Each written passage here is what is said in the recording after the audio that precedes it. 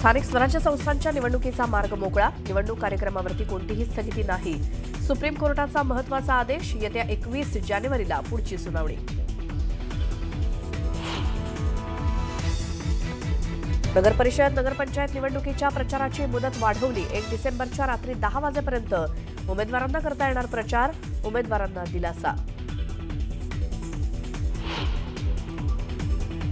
शिवसेना भाजप युती बाळासाहेब आणि वाजपेयींच्या विचारधारेची, ही युती कायम राहील। एकनाथ शिंदेंचा रवींद्र चव्हाणांना टोला। निवडणुकीत पैशाचा नुसता पाऊसच नाही तर अतिवृष्टी सुरू, मतांची बोली लावायची बाकी राहिली आहे। राज्यकर्त्यांचा सत्तेचा माज महाराष्ट्र बघतोय, उद्धव ठाकरेंचा सरकारवर घणाघात।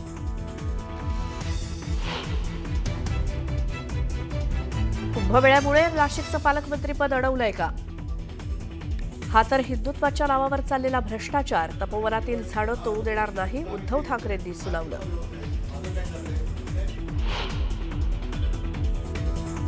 भास्कर जाधव यांना मातोश्रीवरनं समज, चिपळूणमध्ये रमेश कदमांचा प्रचार केल्यामुळे तणावाचं वातावरण।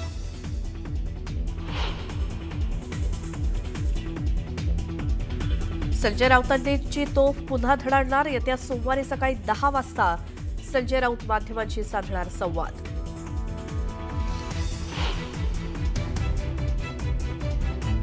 ज्यांचा मी जीव वाचवला, ज्याच्यासाठी माझं घर फुटलं, त्यानंच माझ्याशी गद्दारी केली। जाहीर भाषणात धनंजय मुंडेंचा दीपक देशमुखांवरती हल्लाबोल।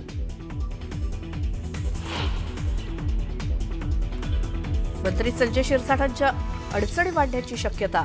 नवी मुंबईतल्या 4,500 कोटींच्या जमीन घोटाळा प्रकरणी चौकशी समिती स्थापन, कोकण विभागीय आयुक्तांच्या अध्यक्षतेखाली होणार चौकशी।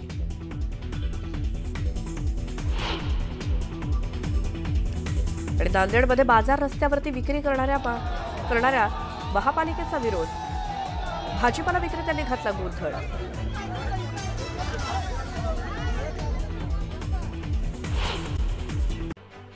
लातूर जिल्ह्यामध्ये शक्तीपीठ महामार्गाला शेतकऱ्यांनी विरोध केलाय। रेणापूर तालुक्यातील मोठेगाव फाट्यावर पोलीस बंदोबस्तात मोजणीसाठी आलेल्या अधिकाऱ्यांना शेतकऱ्यांनी अडवलं। जबरदस्तीनं मोजणीचा प्रयत्न करणाऱ्या अधिकाऱ्यांसमोर शेतकऱ्यांना विषप्राशन करून आत्महत्येचा प्रयत्न केला।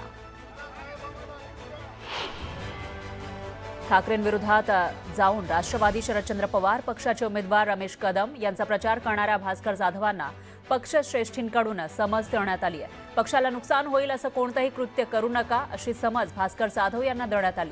त्यामुळे आता भास्कर जाधव नाराज असल्याच्या चर्चांना उधाण आलंय।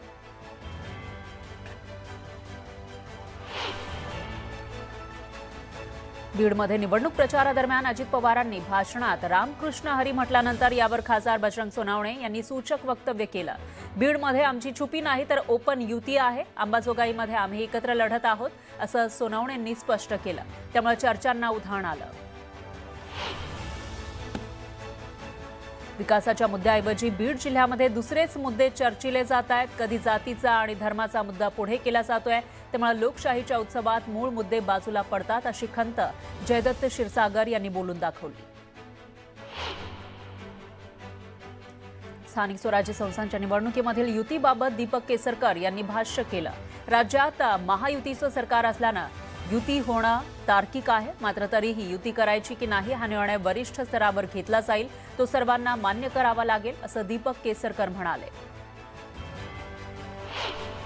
नांदेडमध्ये शिवसेनेच्या जिल्हा प्रमुखांनी रस्त्यावर अतिक्रमण करत फुटपाथवरच संपर्क कार्यालय उभारलं। विमानतळ रोड सांगवी इथं हे कार्यालय उभारलं। यावर आता काय कारवाई होणार हे पाहणं महत्त्वाचं आहे। मीरा भाईंदर महापालिकेच्या हद्दीतील दहिसर चेकनाक्यावरील अनधिकृत बारवर महापालिका आणि काशीमीरा पोलिसांनी संयुक्तरित्या कारवाई केली। पालिकेच्या आदेशानंतरही बार पुन्हा उभे करण्यात आल्यानं ही कारवाई करण्यात आली। गोरेगाव पूर्वेतील वनराई पोलीस ठाण्याच्या हद्दीमध्ये एका दुकानातून 130 किलो लोखंडी सळ्या चोरीला गेल्या। यावेळी 5 दुकानातही चोरी झाली आहे। दरम्यान पोलिसांनी दोन्ही चोरीच्या घटनांची उकल करत तिघांना अटक केली।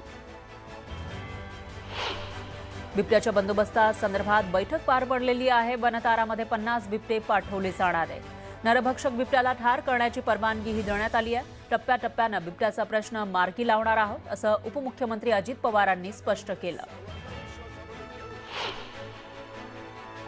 स्थानिक स्वराज्य संस्था निवडणुकांचा मार्ग मोकळा झालाय. नगर परिषदा, नगरपंचायत निवडणुकीला सुप्रीम कोर्टाची स्थगिती नाही.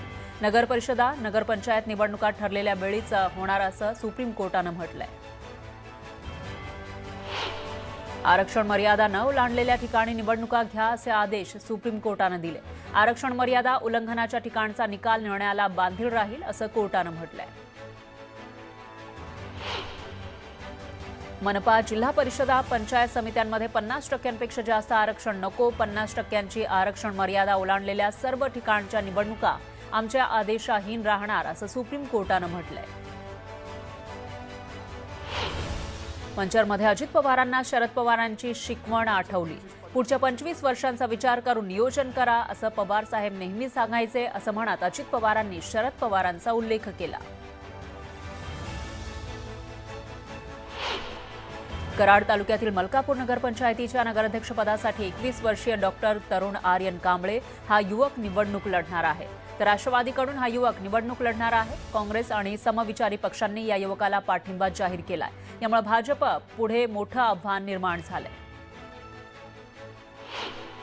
चंद्रपूर जिल्ह्यातील वरोरा नगर परिषद निवडणुकीमध्ये भाजपनं शिवसेनेला धक्का देत प्रचाराला धडाका लावलेला आहे. तर भाजप आणि शिवसेनेमधील या वादाचा फायदा काँग्रेसला होण्याची शक्यता आहे.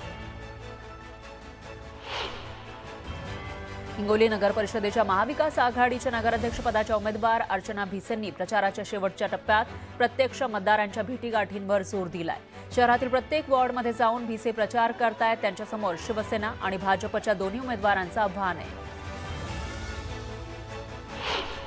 कामठी नगर परिषदेच्या नगराध्यक्षपदाच्या दाव्यावरून भाजप आणि बहुजन रिपब्लिकन एकता मंच यांच्यामध्ये एकमत न झाल्यानं माजी मंत्री सुलेखा कुंभारे यांनी चंद्रशेखर बावनकुळेंवर टीका केली. कामठीमधील जनतेला धमक्या देऊ नका, त्यांच्यामध्ये दहशत निर्माण करून निवडणूक जिंकण्याचा प्रयत्न करू नका अशा शब्दात सुलेखा कुंभारे यांनी चंद्रशेखर बावनकुळेंना इशारा दिला. ठाकरे गटाच्या विरोधात जाऊन राष्ट्रवादी काँग्रेस पक्षाचे शरद पवार गटाचे उमेदवार रमेश कदम यांचा प्रचार करणाऱ्या भास्कर जाधव यांना मातोश्रीवरून समज दिल्याची माहिती सूत्रांनी दिली. पक्षाला नुकसान होईल असं कृत्य करू नका असा आदेश भास्कर जाधव यांना मातोश्रीवरून आल्याचं समजतंय. मंचर शहराचा चेहरा मोहरा बदलण्यासाठी ही निवडणूक आहे. त्यामुळे उद्याच्या निवडणुकीमध्ये राष्ट्रवादी भाजप युतीच्या उमेदवारांना विजयी करा असं आवाहन दिलीप वळसे पाटलांनी केलं. अजितदादा, आम्हाला वेळ द्या. तुमची बारामती आम्हाला आमच्या लोकांना दाखवायची आहे. तसाच विकास आम्हाला मंचरचा करायचा आहे असं वळसे पाटील म्हणाले. लक्ष्मी दर्शन होत असेल तर करून घ्या, पण मतदान इकडे करा असं विधान दिंडोरीचे खासदार भास्कर भगरे यांनी केलं. येवल्यामध्ये शिंदे शिवसेना, शरद पवार राष्ट्रवादीचे उमेदवार रुपेश दराडे यांच्या प्रचारार्थ आयोजित केलेल्या सभेत भगरेंनी हे आवाहन केलं. दौंडचे भाजप आमदार राहुल कुल नगराध्यक्षपदाचे उमेदवार आणि नगरसेवक पदाच्या 2 उमेदवारांचा फोटो असलेला बॅनर अज्ञातांनी फाडला. त्यामुळे दौंडमध्ये भाजपच्या कार्यकर्त्यांनी याबाबत संताप व्यक्त केला. यामुळे दौंडमध्ये निवडणुकीचं वातावरण चांगलंच तापलंय. उपमुख्यमंत्री एकनाथ शिंदेंनी संगमनेर नगर परिषद निवडणुकीच्या प्रचार सभेत बोलताना तुम्हाला MIDC पाहिजे ना असं म्हणत थेट उद्योगमंत्री उदय सामंतांना फोन केला. यावेळी शिंदेंनी बाळासाहेब थोरात आणि सत्यजित तांबेंवरही टीका केली. अमरावतीच्या मोर्शीमध्ये नगर परिषद उमेदवारांच्या प्रचारार्थ मंत्री चंद्रशेखर बावनकुळेंची जाहीर सभा झाली. भाषणादरम्यान मंत्री चंद्रशेखर बावनकुळेंनी आमदार चंदू यावरकर यांचं कौतुक केलं. जनतेच्या, शेतकऱ्यांच्या विकासासाठी जिल्ह्यातील आमदार सतर्क असल्याचा उल्लेख बावनकुळेंनी केला. एकनाथ शिंदेंनी लाडक्या बहिणींच्या संसारासाठी तेला मिठाचा 1500 रुपये दिलेले आहेत. तर आजही तो माणूस लाडक्या बहिणीचे पैसे शासनाकडून आले का नाही हा विचार करतो. त्याचा विचार करायचा आणि धनुष्यबाणाला सांगोला तालुक्यामध्ये निवडून द्यायचं असं आवाहन शहाजी बापू पाटलांनी मतदारांना केलं. वडगाव नगरपंचायत निवडणुकीची रणधुमाळी आता थेट घराणेशाहीच्या रंगमंचावर पोहोचली आहे. नगराध्यक्षपदासाठी वडगाव इथल्या 2च प्रमुख घराणे ढोरे विरुद्ध म्हाळसकर अशी लढत होणार आहे.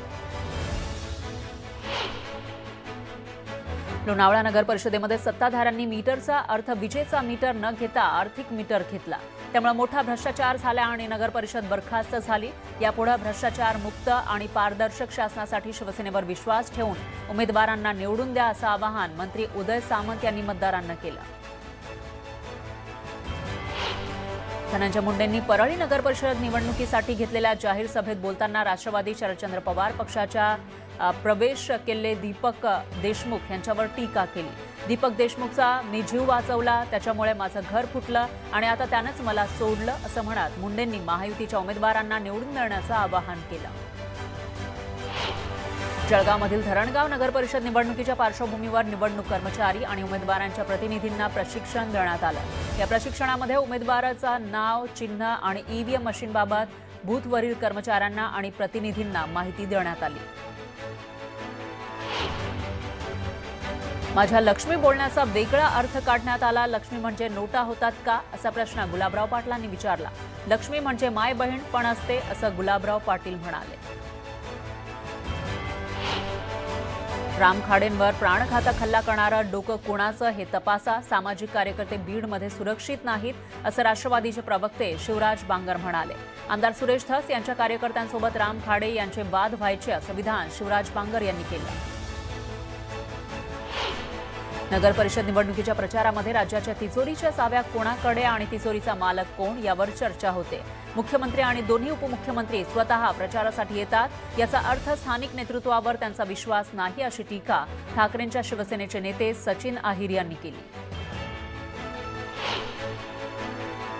बुलढाण्याच्या मलकापूर तालुक्यातील हजारो शेतकरी पीक विम्याच्या रकमेपासून वंचित आहेत। पीक विम्यासाठी क्रांतिकारी शेतकरी संघटनेनं कृषी अधिकाऱ्यांना घेराव घातला। येत्या 15 दिवसात पीक विम्याची रक्कम खात्यात जमा झाली नाही तर तीव्र आंदोलन करू असा इशारा दिला। सोलापूर विजापूर महामार्गावर स्वाभिमानी शेतकरी संघटनेकडून रास्ता रोको आंदोलन करण्यात आलं। साखर कारखानदारांनी शेतकऱ्यांच्या ऊसाला 3400 रुपये दर द्यावा अशी मागणी करण्यात आली। मालेगावातील डोंगराळे इथं अत्याचार करून हत्या झाल्याच्या चिमुकलीच्या पीडित कुटुंबियांची कीर्तनकार निवृत्ती देशमुख, इंदोरीकर महाराज आणि त्यांच्या सहकाऱ्यांनी सांत्वनपर भेट घेतली आणि आर्थिक मदतही केली। यावेळी पीडित चिमुकलीचे आई, वडील, काका आणि आजी आजोबांना इंदोरीकर महाराजांनी धीर दिला। पुण्यातील महात्मा फुले वाडा समता परिषदेला देण्यास फुले प्रेमींनी तीव्र विरोध केलाय। फुले वाडा वास्तूची राज्य सरकारनं सदेखभाल करावी, याबाबत कार्यवाही केली नाही तर 4 डिसेंबरला पुढची दिशा ठरवू असा इशारा समता सामाजिक प्रतिष्ठानच्या नितीन पवार यांनी दिला। महाराष्ट्राचे सुप्रसिद्ध कवी आणि हास्य सम्राट डॉ. मिर्झा रफी अहमद बेग यांचं निधन झालंय। वयाच्या 68व्या वर्षी त्यांनी अखेरचा श्वास घेतला। पुण्यात अनेक ठिकाणी बिबट्या आढळल्याचे फोटो सोशल मीडियावर व्हायरल होत आहेत। मुळात AI जनरेटेड हे फोटो असल्याचं वारंवार समोर येत आहे, त्यामुळे नागरिक वैतागलेत। बारचे इथल्या म्हाडा कॉलनीमध्ये बिबट्या दिसल्याचा फोटो सोशल मीडियावर व्हायरल झाला होता, मात्र हा फोटो AI जनरेटेड असल्याचं समोर आलंय। अहिल्यानगर जिल्ह्यामध्ये वन विभागाकडून बिबट्यांची धरपकड सुरू आहे। जिल्हाभरात शेकडो पिंजरे लावण्यात आले। राहुरी तालुक्यातील कोल्हार खुर्द इथल्या अतुल माळवदे या शेतकऱ्याच्या शेतामध्ये लावलेल्या पिंजऱ्यात एक बिबट्या जेरबंद झाला। जिल्हाभरात आतापर्यंत जवळपास 30 बिबटे जेरबंद करण्यात यश आलंय। इंदापूरमधील भाजप नेते, युवा नेते प्रवीण मानेंनी अजित पवारांच्या राष्ट्रवादी काँग्रेसचे तालुकाध्यक्ष हनुमंत कोकाटेंवर अब्रू नुकसानीचा दावा दाखल करणार असल्याचं म्हटलंय। नगर परिषद निवडणुकीच्या प्रचार सभेत प्रवीण मानेंनी हे विधान केलं।